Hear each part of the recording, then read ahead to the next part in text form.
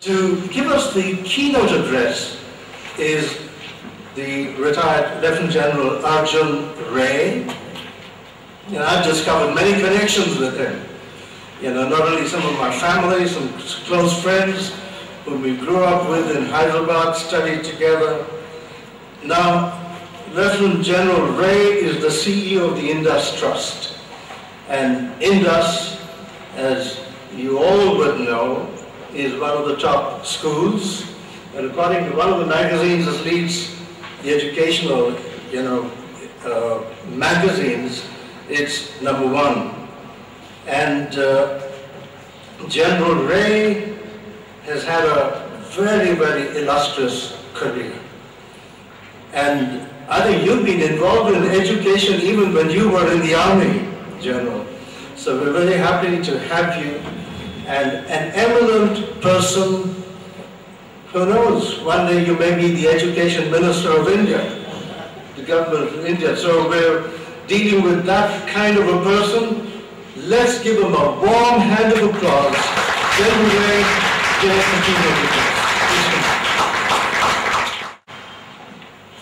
Dr. Ken Anakan and distinguished ladies and gentlemen from the educational fraternity, from the fraternity of those who are ardent enthusiasts as far as sustainability is concerned.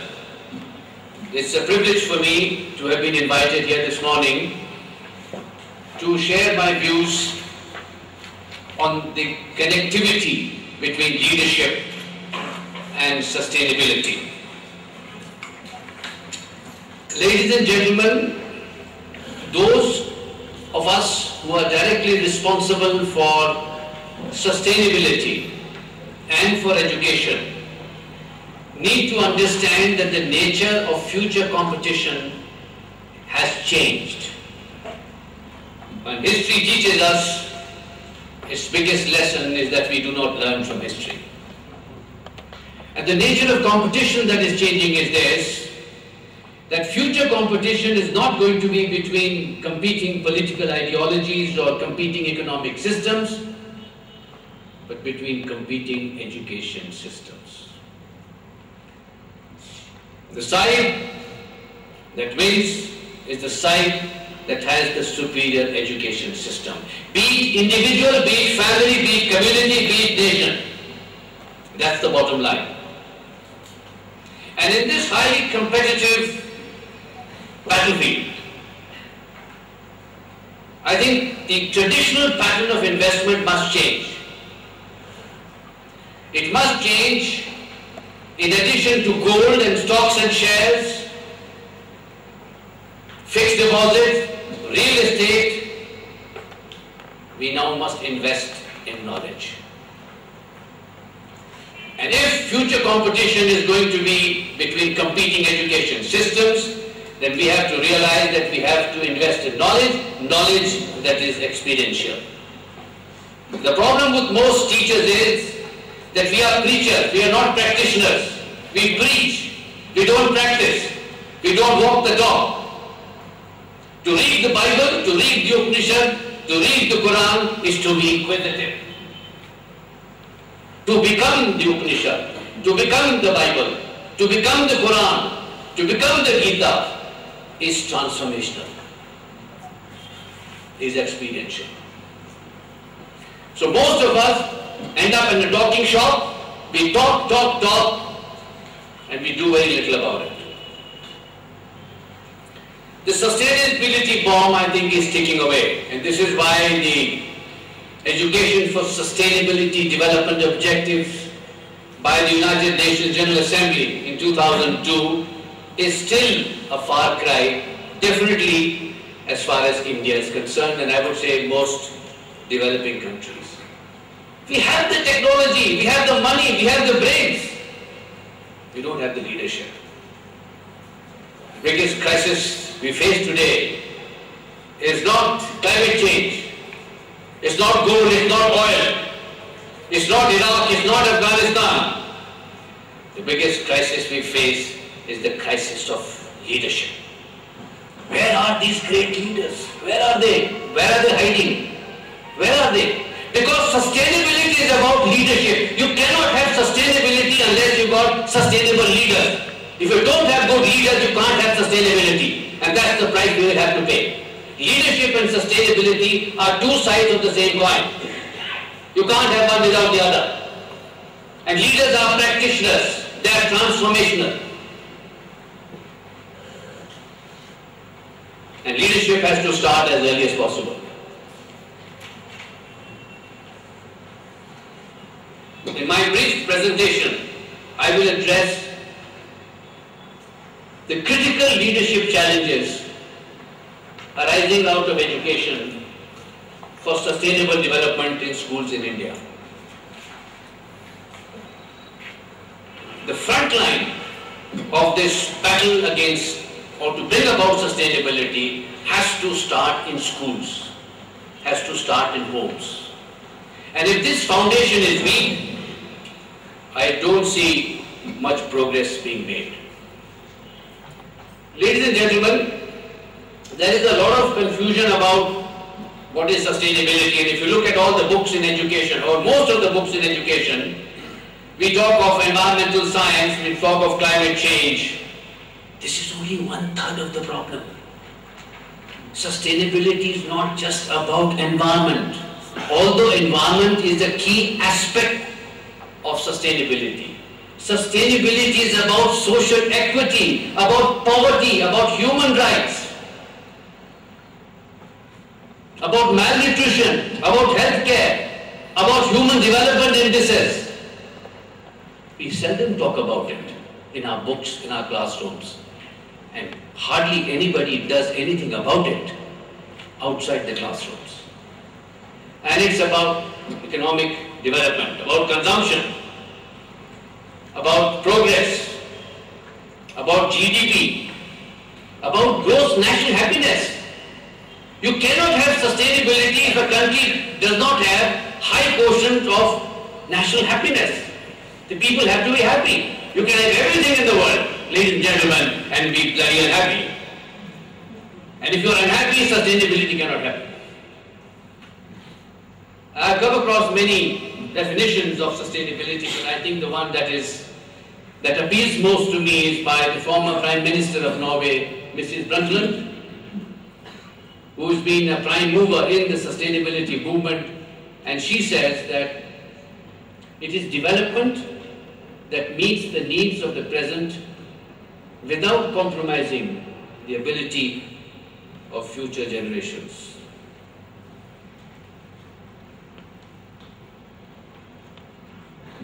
I would just like to outline some of the threats to sustainability with a view to draw your attention to how little of sensitization schools are doing about these threats to sustainability. I think I will begin with, of course, the social and economic inequalities which arise from globalization and from market economy. I am a great proponent of market economy, but my clarion call is market economy yes, market culture no. The sad part is that while as an economic concept, as a concept of capitalism, market economy is good, it's very sound. But market culture, which says, unlike Descartes who said, I think, therefore I am. The followers of Milton Friedman, the guru of market economy, say, I consume, therefore I am. Complexity, as a result of the growing interdependence and the multidisciplinary nature of life. Climate change, I think we are all aware of it, that there are 9 essential life support systems that sustain us and the planet. There are 9 support systems. And in 3 of these support systems, we have already crossed the danger level. Climate change, biodiversity, and the nitrogen cycle. Poverty and malnutrition. whether we take whoever's definition of what is poverty, but if I go by the United Nations definition of poverty of being $1.25 a day, 456 million people in India live in poverty. That's more than the population of North America and possibly Europe put together. About 2.1 million children in India die because of malnutrition before they reach the age of 5. And by the time I finish my presentation and take on questions and answer, 400 children would have died in this country in 1 hour because of malnutrition. 10 million people in India die of hunger. 10 million people die of hunger. In 2 years, we crossed the population of Australia, which is just 18 billion. And every night, tonight 200 million people will sleep hungry, no food. Shouldn't school education address these problems? Should schools have a social objective? Can the objective of the school only be to get 100 out of 100 in maths, chemistry and physics, pass your SAT examination, get a good job? Is that the purpose of school education? Should school education have a social objective? When we talk of transformation, how can transformation be brought about if there is no pedagogy for the oppressed? If there is no pedagogy for social upliftment and social transformation? I think we who are responsible for education need to hang our heads in shame if such a large portion of our country, despite us, remains poor, hungry and undernourished. Conflict because of religion, the controversial nature of religion. My God is the only God, my God is better than your God. That's the problem. My God is better than your God. Because of climate change, rising intolerance, and India being the home of the 11th largest population of internally displaced persons. There are 11 million people in our country who are displaced because of terrorism, because of insurgency, because of tribal lands being taken away, illegal mining, and all sorts of interconnected issues.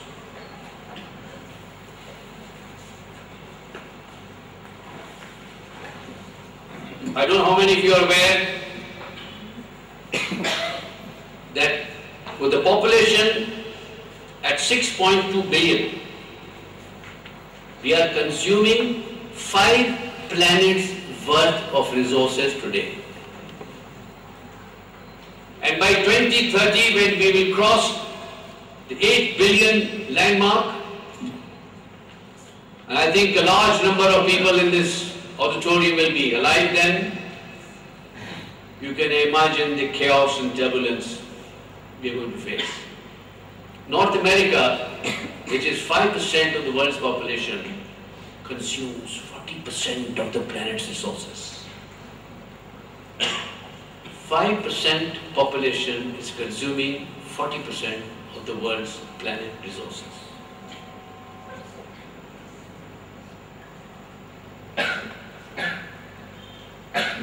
I think this is a very serious threat, though we seldom talk about it. Spiritual emptiness. What I would describe as an existential vacuum. There is poverty of the body, there is poverty of the mind. And I think it's the poverty of the mind which is more a serious threat to those of us responsible for leading the charge to make this world a more sustainable planet to live in than poverty of the body. What are we in schools as education leaders and leaders of companies and organizations? How are we addressing this whole aspect of spiritual emptiness that we face today?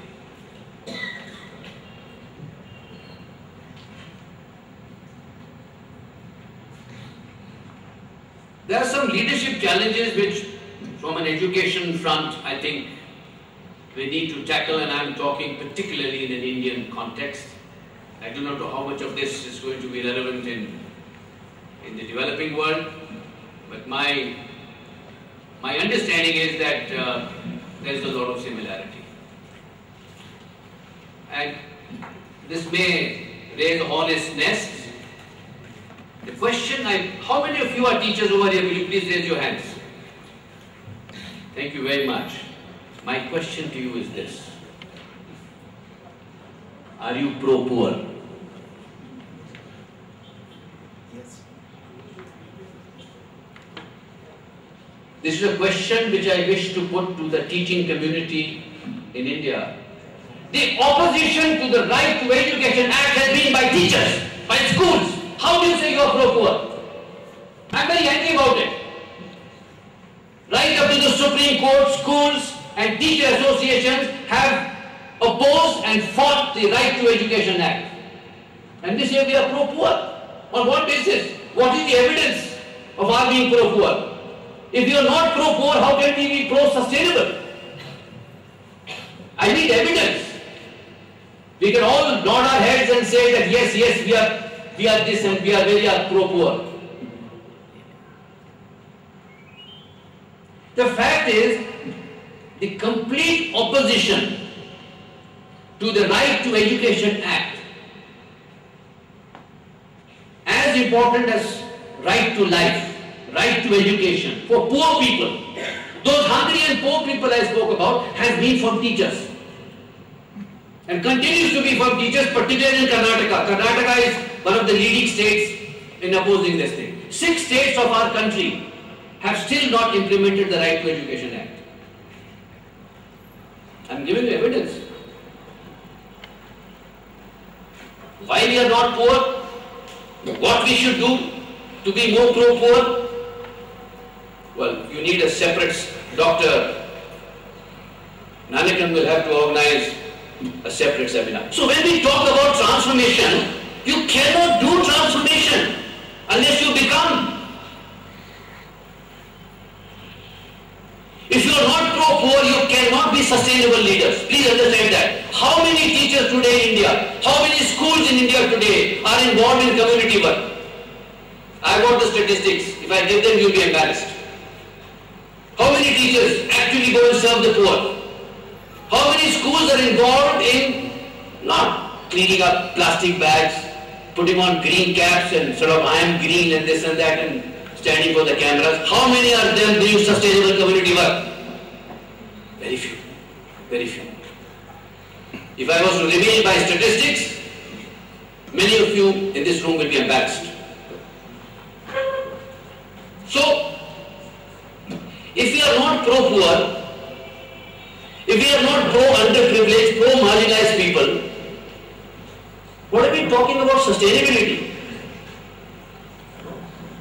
How are we going to address this challenge of sustainability? Unless poverty is eliminated, unless people who are poor have a voice, unless people who are poor are involved in this whole exercise of making the world sustainable, this will remain a pipe dream.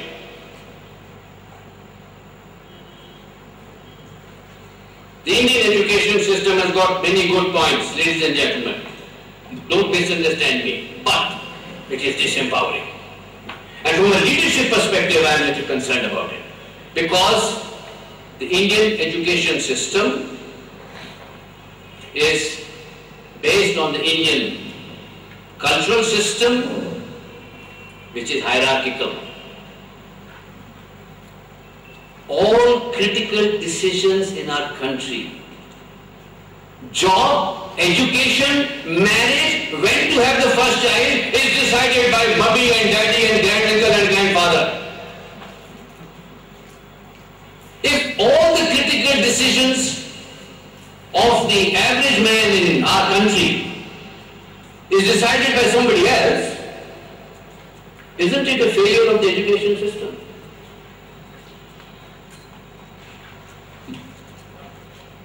An empowered person is a person who takes responsibility, who choreographs his own life, who is the Mozart and Beethoven of his own life, who is in charge of his destiny. And when he or she cannot make decisions on critical aspects in their life, like job, like school, like education, like career, like marriage, or when to have the first baby, and to start a family.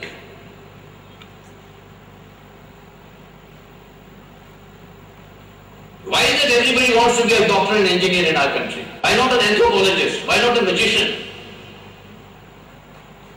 Why not an evangelist? Why not? So I think this is a serious problem. The Indian education system also systematically discourages questioning. The Indian education system wants answers. Pick the right answer, A, B, C or D. They don't want questions. Ladies and gentlemen, self-doubt is the first step in scientific inquiry. Scientific inquiry begins with doubt, with questions. The quality of a leader depends on the quality of questions he asks, and not the quality of answers he gives, because there are no answers. There are no right answers, there are no wrong answers. There are many ways to skin a cat. We don't know. There are so many answers. We are not playing little gods that we got all the answers, but we got questions. In our quest to seek answers, we are seekers. We don't know what the answers are. Your answer may not be my answer, sir. And of course, things like creativity, risk-taking, critical thinking are casualties as far as the Indian education system is concerned. Unless we address these aspects, ladies and gentlemen, schools and colleges and universities in India will let you down, sir. It's a long haul.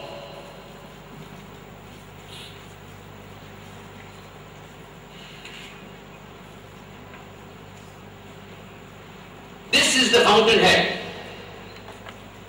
What is the purpose of education? The purpose of education in India is rote memorization.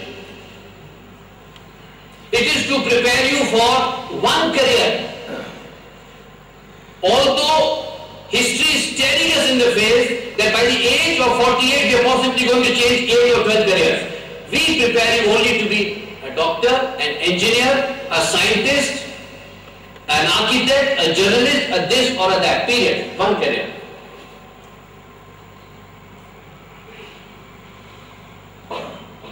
Succeed in examinations, get a good job, period. I believe we need to look at this whole aspect of purpose of education with deeper reflection and introspection.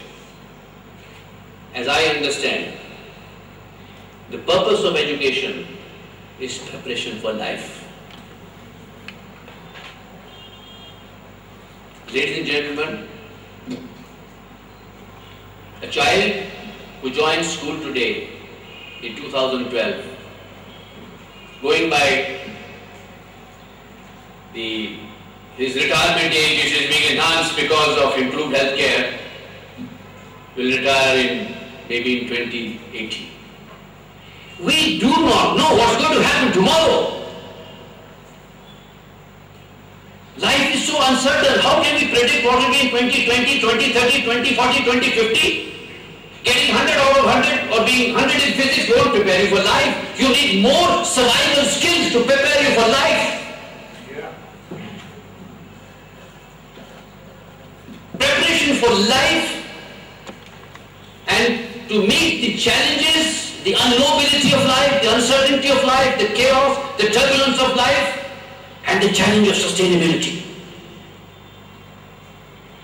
Sustainability is that one big wolf which has already arrived at our doorstep. It is not something which is, in dreams, Little Red Riding Hood. It has already arrived. It is there. We can see. It's happening. We are already crossing the danger marks in 3 out of 9 of our life support systems on the planet. It's already happening.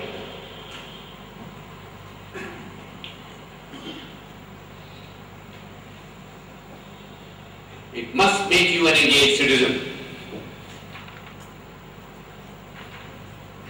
Sustainability is not going to happen unless each one of us is an engaged citizen. We are citizens first, and then teachers, and then doctors, and then engineers, and then soldiers, and then sailors, and then airmen, and whatever we are. We are citizens first. And that means that governance is not the sole responsibility of government. This whole notion is an outdated concept. It's a concept which belongs to the era of nation states. In modern world today, in the 21st century, it's an outdated idea. Every citizen is responsible for governance. You can't sit back on your haunches and say, this is the responsibility of the corporation, this is the responsibility of the chief minister, this is the responsibility of so and so.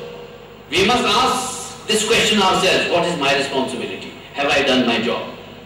And unless schools produce children who are prepared for life, for the challenges of life, who have the survival skills to face the challenges of life, and are engaged citizens, transformation will not happen.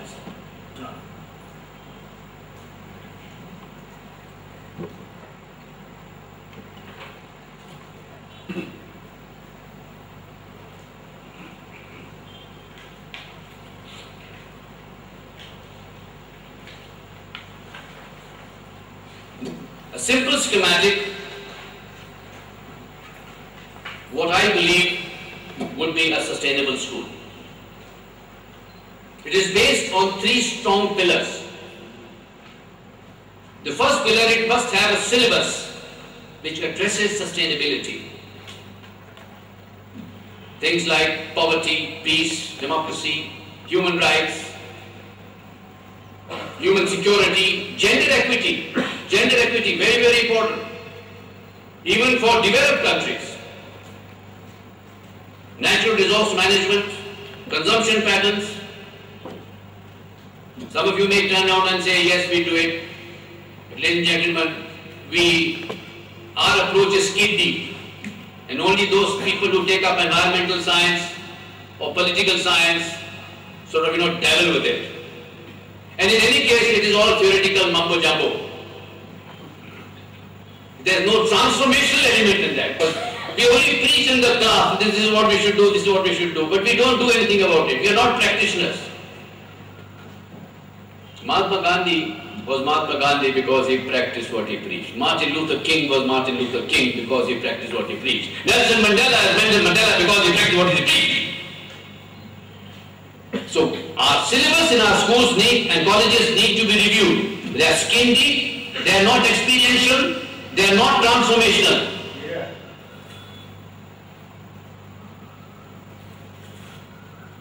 Even the International Baccalaureate and in the schools, our International Baccalaureate does not address sustainability. It skims the surface like a black swan.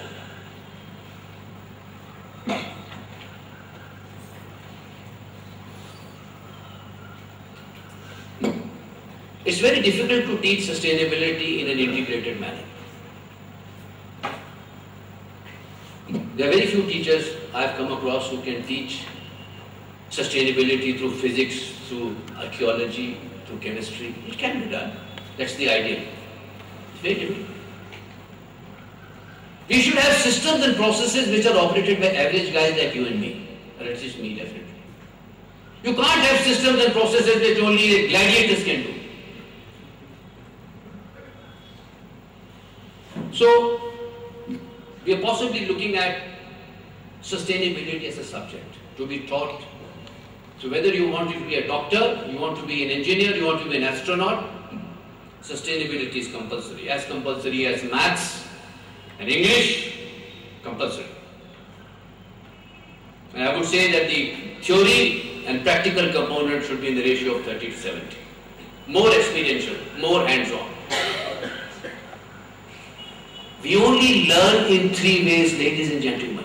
Whether we are children, whether we are adults, whether we are grown-up people, we learn in only three ways. Example, example, and example. a sustainable campus, is living demonstration of a school's commitment to sustainability. You got huge big campuses, but they are campuses without any biodiversity over there. So whatever is being taught in the class must happen on the school campus. The school has to be sustainable.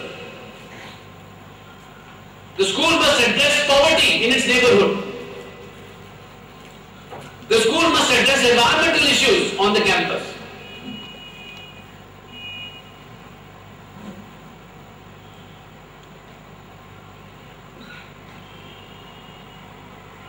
Academic rigor is not more homework, more tutorials, more of maths, more of this and more of that. Academic rigor needs to be redefined in the 21st century as those survival skills which each one of us must have in our quest and search for preparation for life.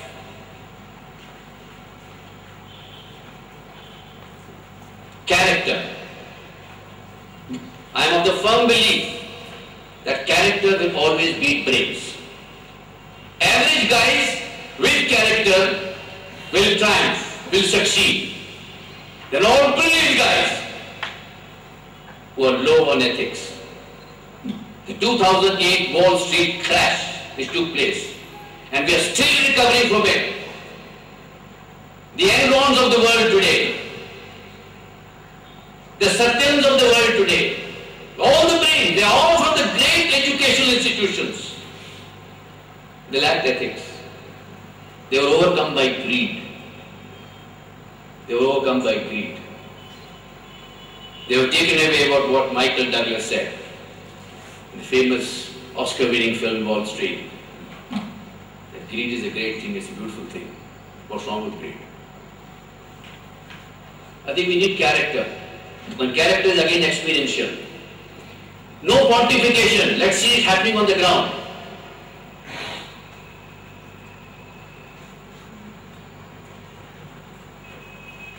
Before I go on to this, I'd like to make a brief comment on values. Most or many schools the world over have books on values. I remember when I was a kid in St. Xavier, we used to have a subject called character. And character, it was character to call it, and we should discuss all these things over there. Values cannot be learned through books. Values cannot be learned in classrooms. Values cannot be learned by teaching. Because values are experiential. Therefore, training for values is a journey in experientiality. You can't learn values in classroom.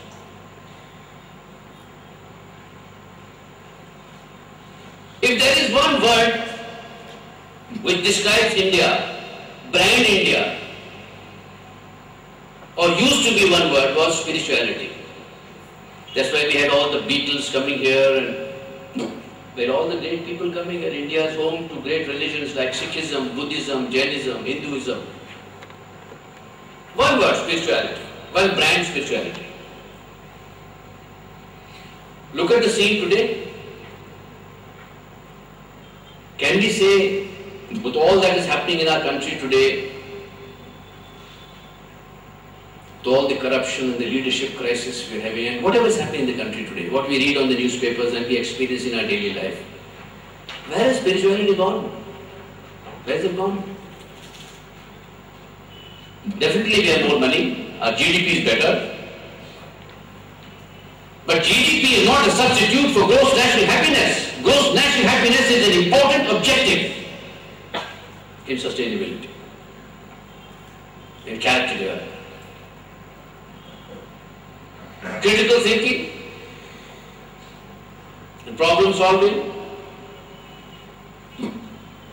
creativity and innovation, big difference.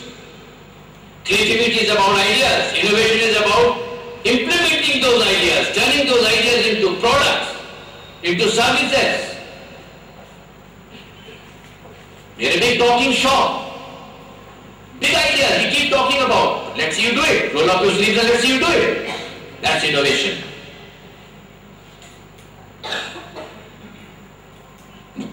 Each has worked in silos.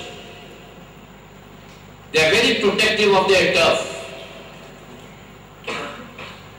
They are very unhappy, disconcerted if another teacher or even a senior colleague comes in to see what they are teaching. We are not collaborative.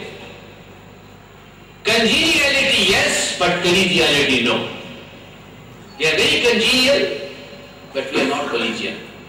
And learning and rigor cannot happen unless you are collegial. Just speaking good English is not enough. You have to be persuasive. Leaders of the 21st century to survive have to be persuasive. They have to seduce you to their point of thinking. They have to be involved in things like intellectual foreplay. You have to seduce people, you have to convince them. Just communicating ideas is not enough. You have to be persuasive. Your arguments have to be logical, they have to be powerful, they have to be emotive, they have to be cognitive, they have to be seductive.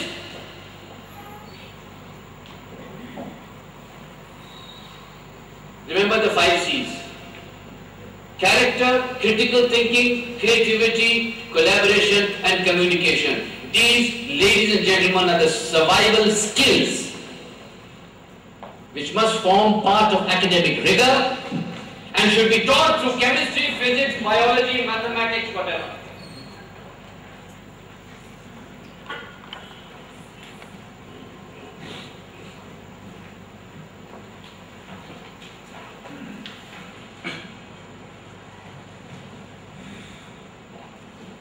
Localism is a precondition for globalism.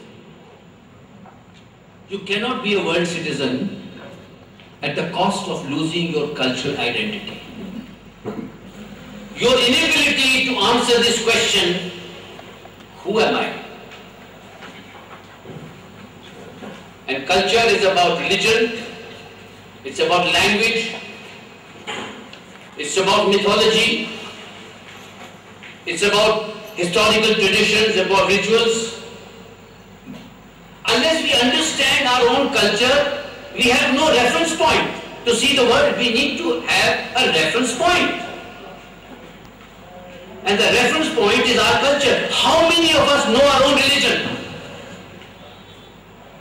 We think we know our own religion. Many of us, most of us don't know. All this problem that we are having in the world today, my God is the only God and my God is the right God, is because of this. Those people who know their religion are tolerant people, are peaceful people. The truth is one. All roads lead to the same objective. We may follow different pathways, but truth is one. God is one. I think localism enforces personal change. When you embrace localism at a school level, it should become your lifestyle. Sustainability must become a lifestyle. I can't be talking about stop the wastage of paper when I don't practice it in my own life, at home, in classroom, on the campus. It is a precondition for sustainability. It's an emotive subject. The moment, like in the army, and I think in most of the armies, there are 3 things which are taboo in the officers' mess. Politics, religion, and women. Because these 3 subjects are emotive, logic fails, and therefore they are banned. We don't allow anybody to discuss these 3 topics in the officers' mess. It's difficult, it is emotive. I myself don't know where the line is to be drawn. I have some ideas on this, but I think spirituality possibly, rather than teaching religion, spirituality could be taught. Because even an atheist can be spiritual. Religion comes out of spirituality. Spirituality does not come out of religion. Even an atheist can be spiritual. And the most religious man may not be spiritual. So I think possibly spirituality, which is non-controversial, could be an option.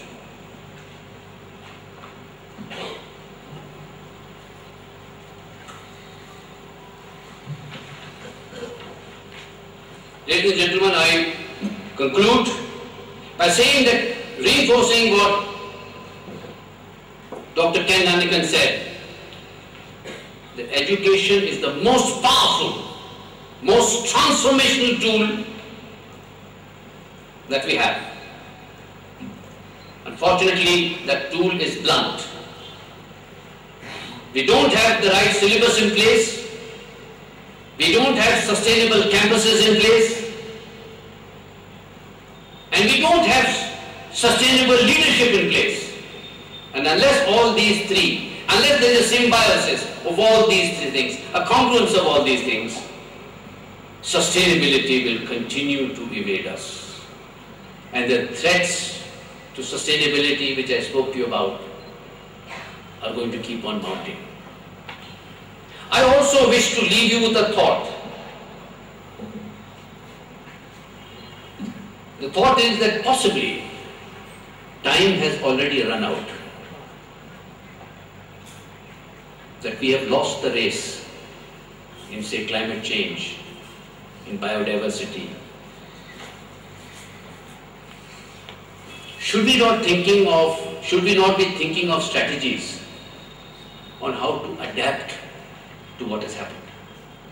Rather than trying to fix a problem which has already gone beyond, it's already in a terminal stage, we need to think in sustainability of strategies of how to adapt. Now that the damn thing has happened, how do we adapt to change? It's just a thought I would like to leave with you. Dr. Ken Nanikan, thank you very much for giving me this opportunity to share my ideas. I speak as a minority, and I don't necessarily think that many people would agree with what I have said, but if what I have said can sort of titillate your minds, to excite your neurons, and I think make you think and sit back, my presentation would have achieved its purpose. Thank you very much. 5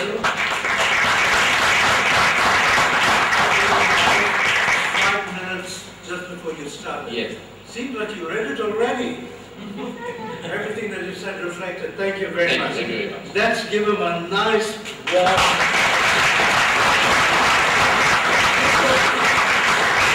Congratulations. But questions must be difficult. And secondly, there are no answers to questions, please. The quality of an audience is judged by the quality of questions. We'll give you back questions in return to your questions. Any questions? Yes? You indeed deserve to be complimented the way you spoke. And you began by taking the teachers for a ride because they are teachers and preachers, and rightly so to a great extent. Your talk reminds me of a Latin proverb, ex nihilo nihil fit, meaning thereby nothing comes out of nothing. People who are empowered need to bring about change in society. And to bring about change in society, you've got to change yourself first. When you change, the world around you changes. If you don't change, nothing is going to happen. Good. Thank you, Sudan. Any other questions? Be quiet, well-behaved, disciplined audience. You're afraid of the general. No. Thank you very much. Ladies and gentlemen, wasn't that a good start? Stirred us up and making us think. Thank you, General Ray.